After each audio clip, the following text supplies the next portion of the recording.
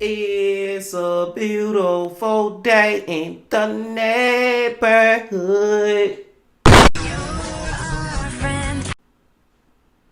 Reaction Beanie Yo 328. Day in the neighborhood, my brothers and sisters. So earlier, y'all, I was scrolling through our latest reaction videos, right?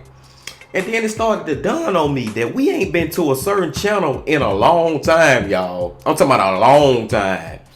So then I actually started to count the videos since we last went to this particular channel. And do y'all know we done did 20 videos since we last went to this man's channel. And that man is Adrian from Coffeehouse Crime. The coffee man, y'all. I was in shock, like, oh man, I feel like I've been neglecting the coffee man, not the coffee man. We love the coffee man over here. But I digress. Hope y'all doing excellent out there today. And I'm glad that you came on back to the channel once again to fuck with the bean. Now, the title of the video, The Morbidly Dark Secrets Behind Kolkata's House of Horrors. Now, this just sounds like one of those stories about somebody who was killing multiple people, bringing them home, killing them, and ain't no telling what they was doing with their bodies after they was dead. Like, it just sound like one of them type stories, man. Cut their heads off and put them in the refrigerator, all type of crazy shit. Y'all know this one finna be crazy as fuck. Y'all already know it.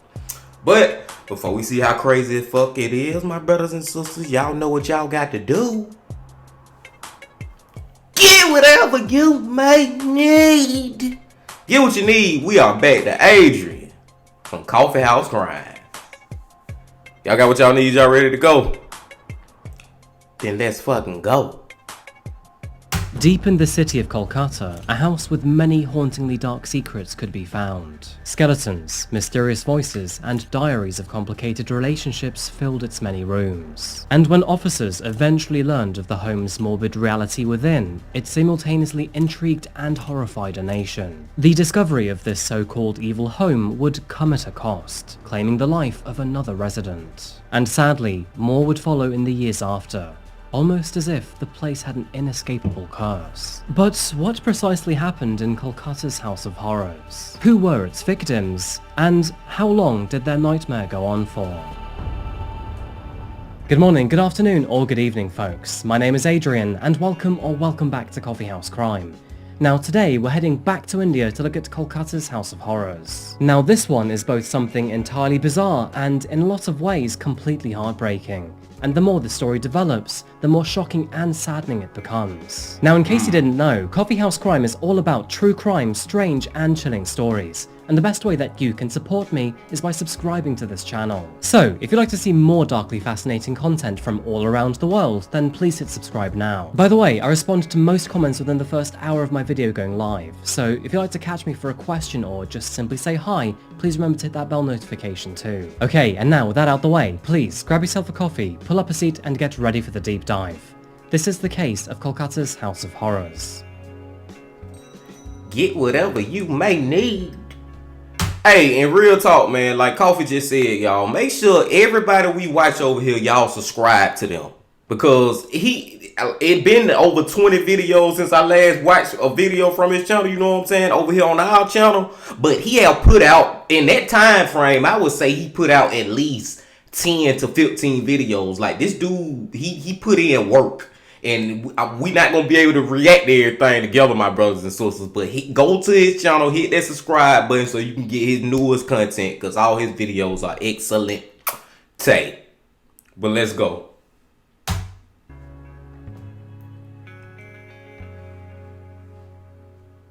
Namaste folks, our case today takes us to the beautiful land of India, and with this case taking us to the eastern tip of the country, I should say Namaskar. There are literally thousands of interesting facts I could say about India, and even then would only be scratching the surface. So let's focus on a few of the most interesting aspects. As the title of today's video would suggest, we're here to focus on the bustling city of Kolkata. Affectionately known as the City of Joy, it's the third largest metropolitan settlement in India, with Bengali being one of the two primary spoken languages. Famous for its impressive colonial and religious structures, sprawling city parks, and expansive transport system, it is well equipped with delicious street food and many green spaces to enjoy the intense Indian sun. Interesting fact, but out of more than 600 cities around the world, Kolkata is worryingly ranked 7th in a global assessment of natural disaster risk. This includes the possibility of earthquakes, storms, storm surges, tsunamis, and river floods. And shockingly, Kolkata has 18 million residents at risk of death by these disasters. Life here is fast-paced. It can be chaotic with its busy streets, expansive apartment buildings, and massive crowds of people at every single turn. However, you can find the occasional sanctuary away from the hustle and bustle of the city. And let me tell you, that very much was the case for the house and family living at number 3 Robinson Street. Nestled amongst winding streets and trees in what is known to be a more upmarket area of Kolkata, the house was large, painted bright red, and hosted a very unique family.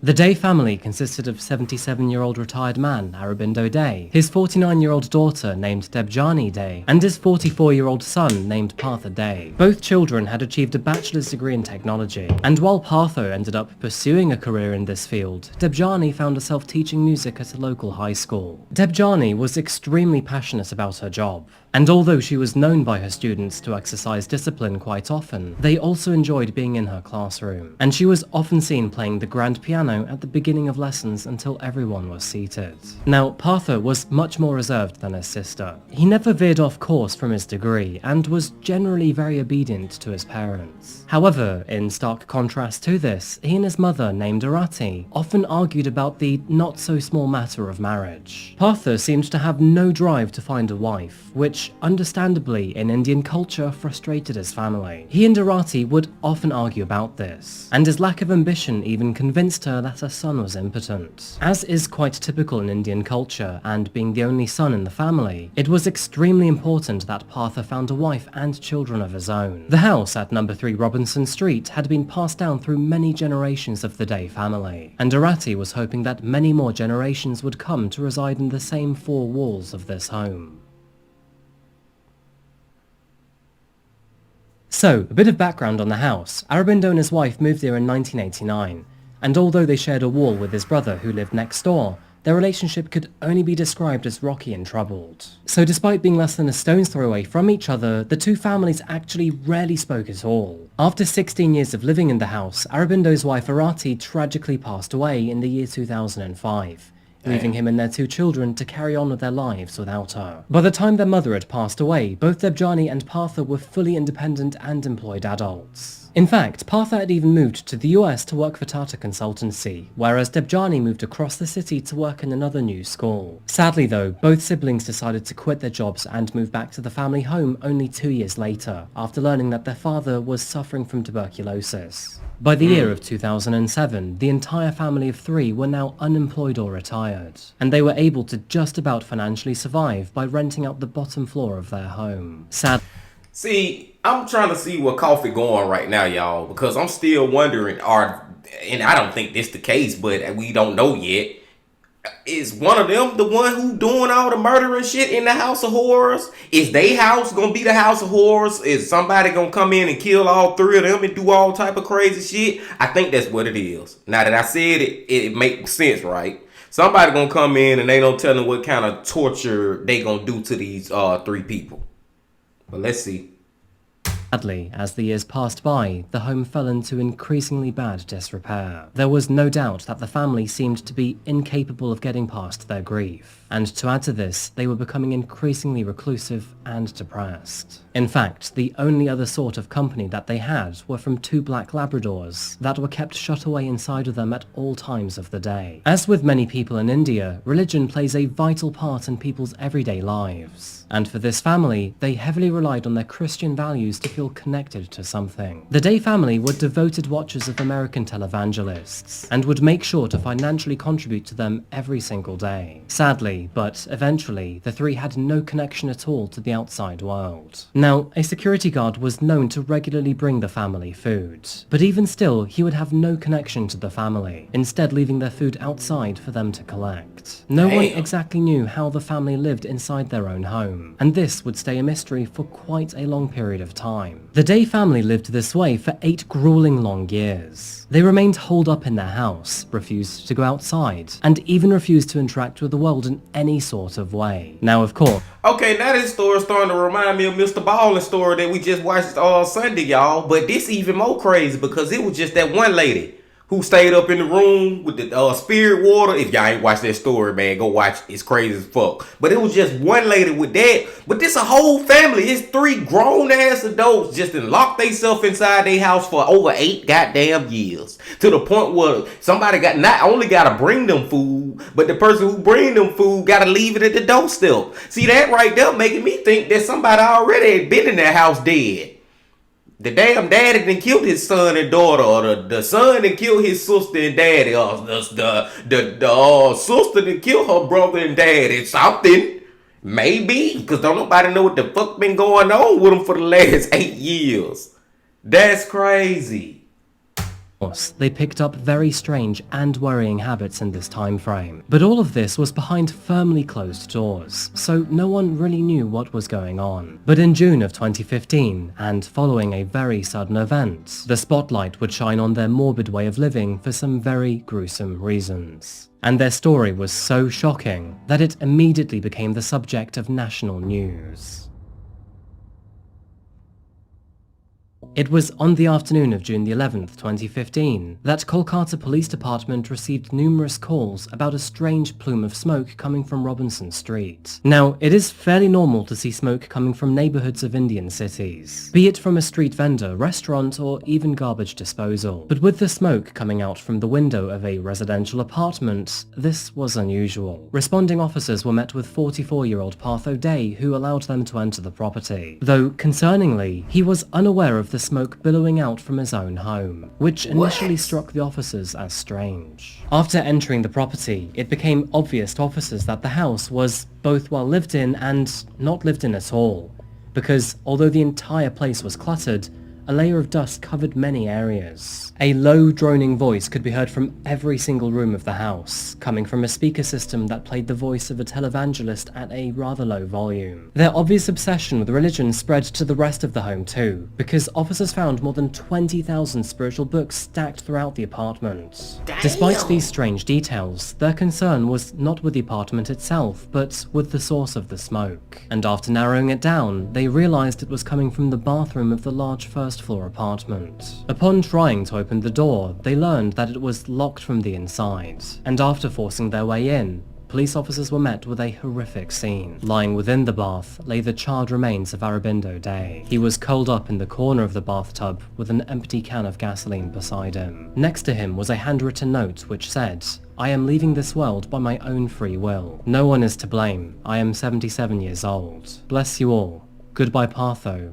Love you, love you." There was no sign or evidence of foul play at the scene, and after a thorough examination, the handwriting was confirmed to be that of Arabindo Day. Interestingly enough, he only spoke about his son and not his daughter Debjani. Partho was devastated at the discovery of his father, not even aware of his father's decision to die until it was all too late. Okay, this shit weird as fuck now. Cause I'm still stuck on the part that Partho ain't know a fucking house. His house was on fire. He didn't even know it. When he came to let the police in the house, man, he act like he didn't even know that his shit was smoking. That's the one thing. The next thing is, why in the hell would this man commit suicide? But not only that, imagine you being a child of your mama and daddy, or daddy, and one of them in the bathroom setting themselves on fire. Imagine how the fuck you'll feel when you find that shit out. Wow. The event was concluded as a sad tragedy of a man who wanted to leave the world on his own terms and not his body's. Arabindo's body was removed in a large black coffin, and with Partho being so upset by the events, a routine welfare check was scheduled. As we know, it wasn't just Partha and Arabindo living in that house. So the next obvious question is, where was Debjani? Due to their reclusive lifestyle, nobody actually knew where she was, but nobody seemed bothered to ask either. And without that question coming up to the officers, Partha went back to his lonely shut-in life. That would be for a while at least. Following his father's death, Partha's behaviour became even more peculiar. He would try... Partha killed his goddamn sister too. That lady dead. She ain't missing. Well, she is missing, but she missing because she dead. Something up with Partha. I don't know. Try to avoid all contact with the police, limit them to the front room, and hide in his bedroom for many hours at a time, most especially the evenings. Eventually, the authorities thought that he was acting so erratically that they deemed him to be a danger to himself and brought him in for questioning and support. While down at the police station, a chief officer confronted him. He asked Partha what the shiftiness was for, and after asking Partha to talk to him like a brother, he finally got something out of him. Partha softly said, "I may have committed something that may be a crime in the eyes of the law, but I did it because I loved my sister and my dogs, and I couldn't let them go." Of course, anyone hearing this would be concerned. It was a bizarre and worrying thing to say, especially from a soft-spoken recluse who had just lost his father. 2 officers were immediately dispatched to the house for a second inspection, while Partha remained in custody at the local station. Authorities had no real reason to explore the home on their first visit, but upon their second time around, it became rather evident that there were further horrors hidden within the walls of 3 Robinson Street. Okay, we're gonna go a little deeper. Now that we know that Partha, I can't understand what Coffeehouse saying. I'm gonna call him Partha. It's clear that we know he killed his sister. But to make it even worse, I believe his daddy knew that he killed his sister. Or, I don't know, y'all. That sound good, don't it? But then still, I'm thinking about on the other side that potentially Partha could have been the one killed his daddy too. So I don't know. Let's go. The officers made their way towards one of the rooms that Partha was particularly protective over, that being the same one that he had previously refused them to enter. As they did, the unmistakable stench of decay flooded from the room, and after opening the door, the squad were met with darkness. The curtains were drawn, and there were clothes and debris tucked into every nook and cranny of the room, thus trapping in the awful smell that surrounded them. Open containers of food littered the floor, all in various stages of decomposition. Lying in the center was a bed, and at the end of it was a pile of bones, which appeared not to be human. But the horror would only intensify, and with the officers peering up at the bed, they spotted human bones tucked under the sheets. Wow. Lying fully clothed and lovingly wrapped in blankets was the skeleton of Debjani. A row of stuffed animals was found at the headboard of the bed, neatly lined up and covered in dirt. It was evident that, although the remains were old, they were meticulously cared for. Partha Day was detained on suspicion of foul play, and although it was initially thought to be murder, this would eventually be disproven. He was instead arrested on the offence of potentially spreading infectious disease, causing a danger to life, and failing to tell the authorities of his sister's death. Eventually, Partha would confess that his sister had died 6 months prior, and just before New Year's Eve. The pile of bones found at the end of the bed were later revealed to be the family's 2 black Labradors. Both had died almost 1 year prior in August and September, and had lain at the foot of the bed ever since their deaths. According to Partha, Debjani spiraled into depression after the death of her 2 pet dogs, and was convinced that the house had some sort of spiritual curse. And after watching too much religious drivel, she was also convinced that she had to starve herself to appease God and therefore remove the curse from the home. Sadly, Debjani took her fasting way too far and ultimately starved herself to death. And even worse, her brother and father never thought to intervene. Forensic analysis would later conclude that there was no sign of trauma to her skull or the rest of her body, and that she had died purely from natural causes. And instead of informing the authorities, both Partha and his father would decide to keep it a secret from them and everyone outside the house. After doing their own investigation, it turns out that the family rarely spoke to each other at all. sometimes not even interacting for weeks at a time despite their relatively confined living situation. Following an extensive physical investigation, forensic officers would find bags and containers filled with notes throughout the property. They learned that this was the main method of communication between the family. They would pass notes to each other for nearly all forms of interaction, and all of these writings painted the picture of an extremely isolated and depressed family. As you can imagine, this case broke headlines all over India, officially being dubbed as the skeleton case. And it was so sensational, for reasons I haven't even talked about yet, that it disturbed millions of people for many months to come. When Partha was initially arrested, he was filthy and had blackened fingernails, and his hair was absolutely matted. And not to be rude, but he smelt almost as bad as the corpse he was hiding. Because, horrifyingly, not only had he lived with her corpse, but he had even been sleeping in the very same bed for the last 6 months. Get the fuck out of here. Now see, now I said it went from being crazy to being weird to now it's just fucking nasty and disgusting. This man is fucking nasty and disgusting now. Bro, you mean, I don't even want to say it, but I gotta say it, my brothers and sisters. You was sleeping in the bed with your dead sister skeleton, my guy. Bro. I don't know.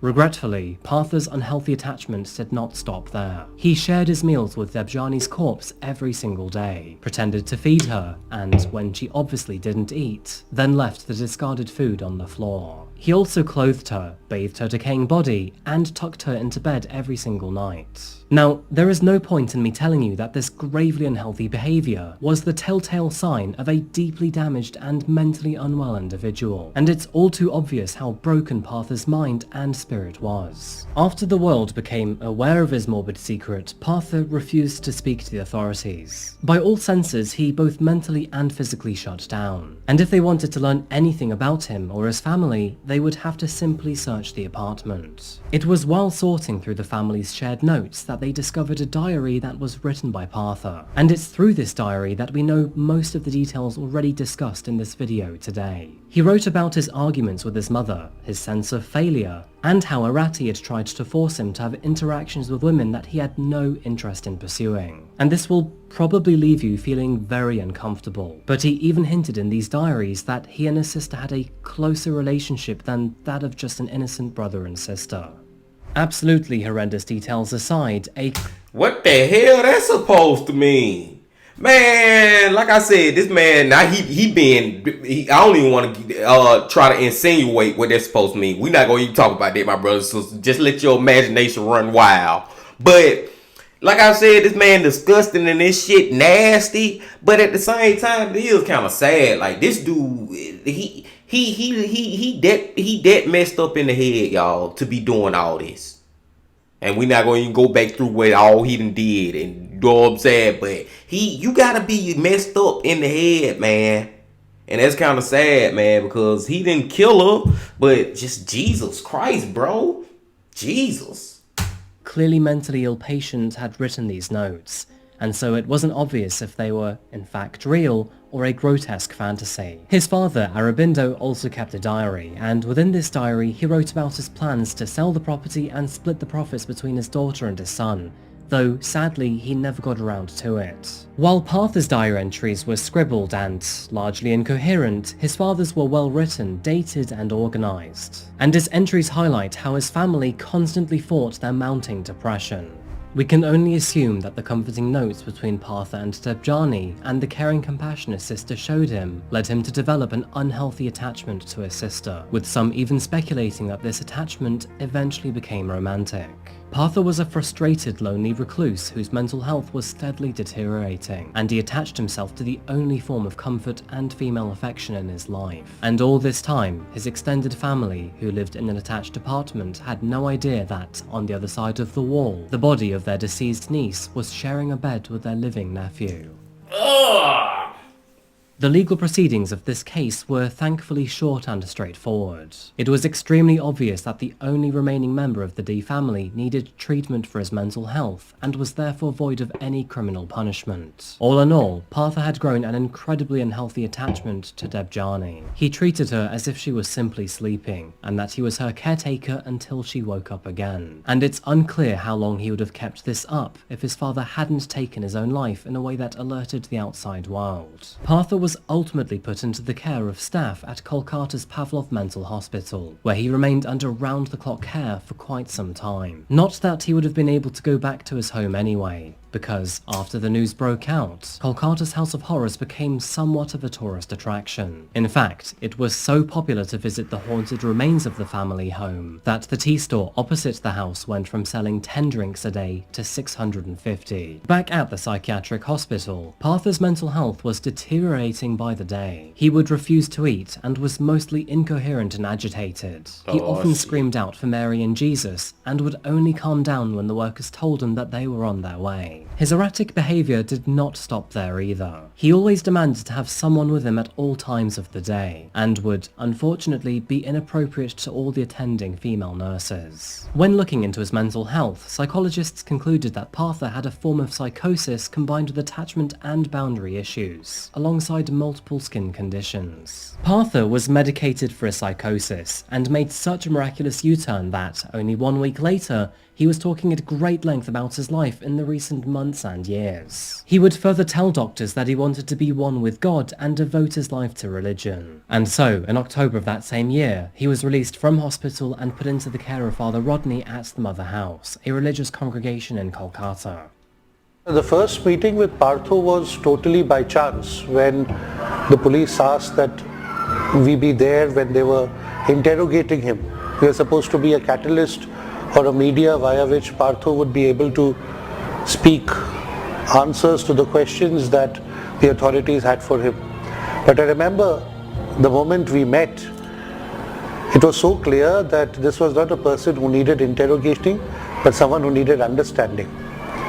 And I think from that point onwards, Partho was no longer someone who was a mystical figure surrounded in the fog of the horror house, but a very real person who could be a very real friend and who had a very real story to tell. And more than half of what the media was reporting was absolute lie.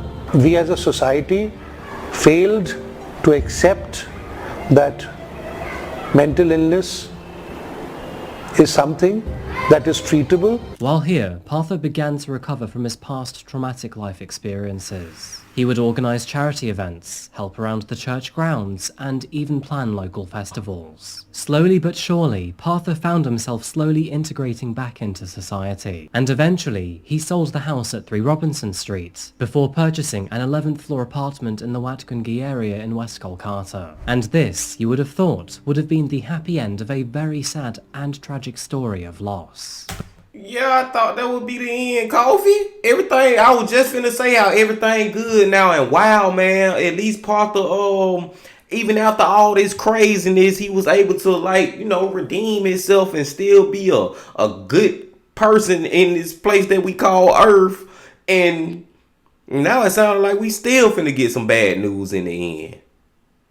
But sadly, you would be gravely mistaken. Although Partha appeared to be getting better, he was still intensely struggling with his mental health behind closed doors. On February the 21st, 2017, he made a post on social media to say, "It's better to light a candle than to curse darkness," which did seem to be a testament to his improved state of mental well-being. However, the very next day came with some terrible news. I guess history likes to repeat itself.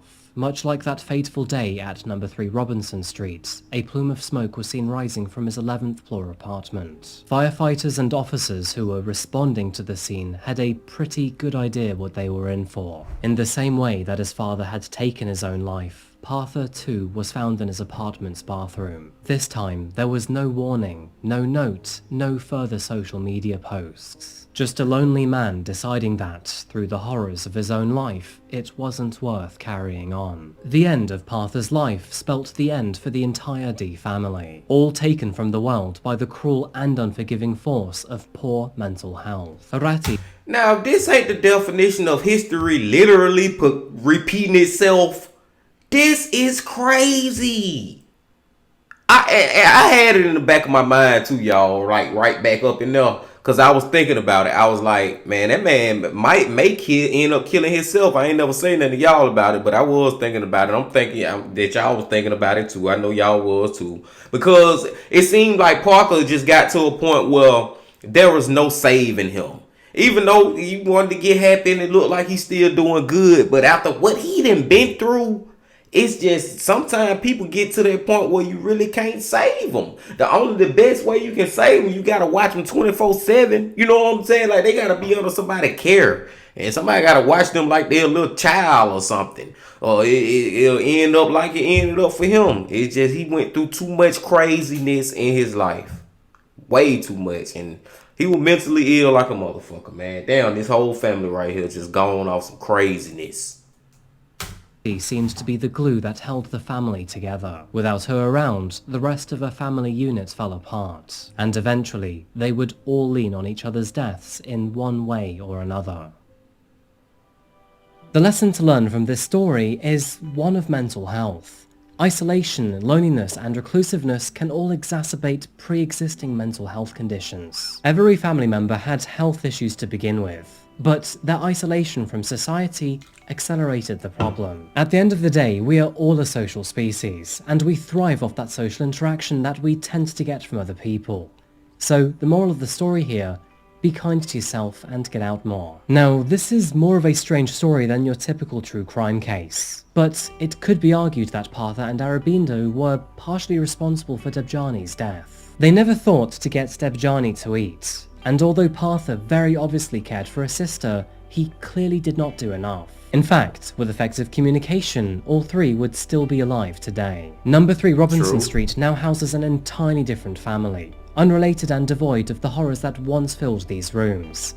And I hope that these 4 walls now bring greater joy. Anyway folks, I think I'm gonna wrap this case up here because that's the end of the story. Thank you for making it this far. So, what do you think about this case? Do you think that Partha could have done something to stop Debjani from dying? Do you think that Aurobindo was wrong to take his life to run away from the problem? And what do you think of Partha's state of mind? As always, please let me know in the comment section down below. And while you're there, what do you think about this sort of case? I know that recently I've talked about trying different stories outside of your typical true crime, but as always, I'd love to know what you think. As always folks, if you want to see more of me and Nero and just my life in general, then please head over to my social media. And if you haven't subscribed yet, then I have to ask, why not? It's free and it helps support the channel. I mean, if not, that's fine, but I really do appreciate it. Anyway folks, that is me for today. Thank you so much again for watching, and as always, I'll see you again very soon for another video. Until we see each other again though, remember to look after yourself, look after each other, look out for smoke in the sky, and as always, stay safe. You stay safe too, Adrian, man, because we most definitely got to come back to you sooner than we lately have, man, because, man, Adrian does, I love him, man. I got a bromance with Adrian, y'all. The same bromance I got with Mr. Ballin and that chap and AJ. This is my dog too, man. This is my dog, man. This is my boy here, man. And Evil Intention, Trinity Tale, man, we fuck with a lot of channels over here, y'all. And as far as just this video we just watched go though, first of all, like I said, man, Partha, I think that is his name, Partha, tomato. He was mentally ill as fuck. Like mentally ill till it was no point. It got to the point of no return. His dad was mentally ill. We can say that too. I mean, you commit suicide. Not only do you commit suicide, you set yourself on fire in your bathtub, your shower, whatever, in your bathroom, bro. That's it's one thing to commit suicide, but damn, you set yourself on fire. That's how you wanted to die. That's crazy. His sister, crazy. She starved herself to death. That ain't fasting. That's fucking starving to death. You know what I'm saying? Like, at some point, you gotta eat something, lady. And just the whole them just locked up in the house for all these years together, and come to find out why they was locked up in this house, they weren't even communicating with each other. I promise y'all, this story is so much similar. It's so similar to Mr. Ballin's story we just watched Sunday, y'all. It was the same thing, except it was just this one woman in the house who was locked up and doing crazy shit like this. You know what I'm saying? Y'all need, like I said, if you ain't watch that video, man, check it out. And if you know what I'm talking about. You know what I'm saying? But like I said, y'all, man, yeah, we gotta most definitely come back to Adrian more often. And we will be back tomorrow because it is Friday. But y'all make sure y'all hit that like button. Y'all comment, subscribe, and do all that for me. And I'll see y'all again real quick, my friends. And you know I got to say this. Love, peace, and happiness. Stay safe. Don't stop. Keep going. Yeah.